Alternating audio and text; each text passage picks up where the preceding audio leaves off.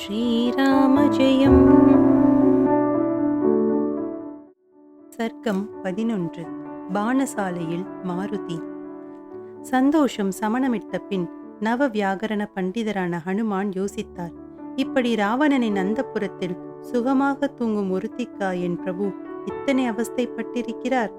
ராமனோடு சகல சுகங்களையும் துறந்து மர உரி கட்டி 10 ஆண்டுகளுக்கு மேல் காட்டில் வாழ்ந்தவள் இவ்வளவு சீக்கிரமாக ராவணனுக்கு உடன்பட்டிருப்பாளா? இவளின் உதடுகள் லேசாக பிரிந்து நீர்க்கோடுகள் தெரிகின்றன.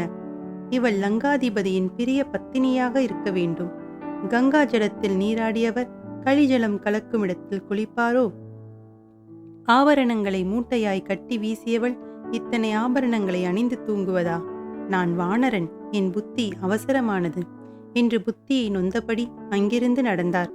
பானசாலையில் பணியாளர்கள் சோழி, சொக்கட்டான், அம்மானை, சதுரங்கம், சூதாட்டம் என்று ஆடிக்கொண்டிருந்தனர். சிலர் தெம்மாங்கு, போட்டிப்பாட்டு என்று பொழுதுபோக்கிக் கொண்டிருந்தனர். சிலர் மதுவருந்தி மயங்கி இருந்தனர். சரியாக தேடாமல் விட்டோமோ என்று மீண்டும் ராவணன் இருக்குமிடம் வந்து நிதானமாக ஒவ்வொரு மங்கையின் முகத்தையும் உற்று உற்று பார்த்தார். காமத்தை வென்றவராதலால் அவர் பார்வையில் களங்கம் இல்லை.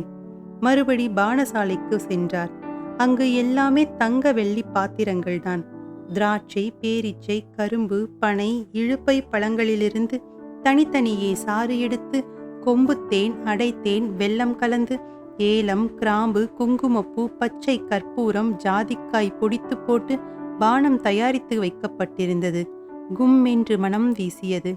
சைவம் அசைவம் இரண்டுமே தினுசு தினுசாக சமைக்கப்பட்டிருந்தது. பாயாசங்களில்தான் எத்தனை வகைகள்! வெள்ளை கடுகு அரைத்துவிட்ட விதவிதமான ரசங்கள் அந்த நேரத்திலும் ஆவி பறக்க சூடாக இருந்தன. ரகரகமான புதிதாய் போட்ட ஊறுகாய்கள் நாக்கில் நீரூறச் செய்தன. வெள்ளி குடங்களில் கட்டித்தயிர், சாப்பிட தூண்டும் இனிப்பு வகைகள் கூட ஆஞ்சநேயரை சபலப்படுத்தவில்லை. கர்மமே கண்ணாக இருந்தார். கணவனோடு தூங்கும் பெண்களை பார்ப்பது பாபமல்லவா என்று கணநேரம் சஞ்சலித்தார்.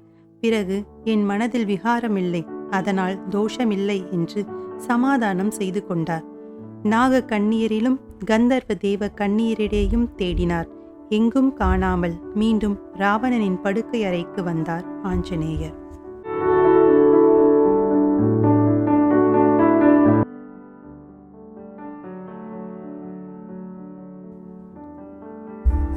சர்க்கம் 12. சீதையை காணாமல் மாருதியின் துக்கம். இந்த இலங்கையில் நான் அநேகமாக எல்லா இடங்களில் தேடியும் சீதையை காண முடியவில்லையே. பிரபுவிடமிருந்து எந்த தகவலும் இல்லை என்பதால் தற்கொலை செய்து கொண்டார்களோ? தனக்கு இணங்காததால் ஒருவேளை ராவணனே அவளை கொன்றிருப்பானோ? கோர ரூபம் கொண்ட ராட்சசிகளைக் கண்டு பயத்தால் இறந்திருப்பாளோ? சுக்ரீவன் கெடு வைத்து 30 நாட்களில் திரும்பியிருக்க வேண்டும். மெத்தனமாய் தேடி அசட்டு தைரியத்தில் சமுத்திரத்தை தாண்டி வந்து விட்டேன். அஷ்டமா சித்திகளை கற்று என்ன பயன்? நிதானமாக போய் காணவில்லை என்று முகத்தை தொங்க போட்டு நின்றால் தண்டனையிலிருந்து தப்ப முடியுமா?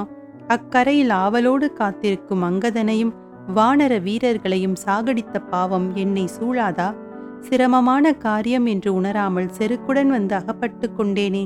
திரும்பி போகாவிட்டாலும் நான் தற்கொலை செய்து கொண்டதாக நினைத்து உயிரை விட்டு விடுவார்களே என்று பலவாறு துக்கித்தார். சிறிது நேரத்தில் மனம் தேறி, உயிரை குடிக்கும் பாஷணம் கவலை. காரிய தடை ஏற்படுத்தும் முதல் விரோதி சஞ்சலம். கவலை கொண்ட இல்லத்தில் விஜயலட்சுமி அடியெடுத்து வைக்க மாட்டாளே. உற்சாகத்தின் பகைவனான கவலை என் புத்தியில் உட்கார பேசாமல் இருந்து விட்டேனே. கடினமான காரியத்தையும் சுலபமாக்குவது தன்னம்பிக்கையல்லவா? தைரியலட்சுமியே, உன்னை விலகவிட மாட்டேன். இனி இன்று இடுக்கு விடாமல் ஆராய்வோம் என்று சிலிர்த்து எழுந்து ஓவியச் சாலைகளிலும் படை வீரர் குடியிருப்புகளிலும் தளபதிகளின் மாளிகைகளிலும் சுரங்கங்களிலும் தேடினார். இரவை வீணாக்க கூடாதென்று சலித்து ஓரிடத்திலும் நின்று ஓய்வெடுக்காமல் தேடினார். ராட்சசிகளின் பேச்சை ஒளிந்திருந்து கேட்டார்.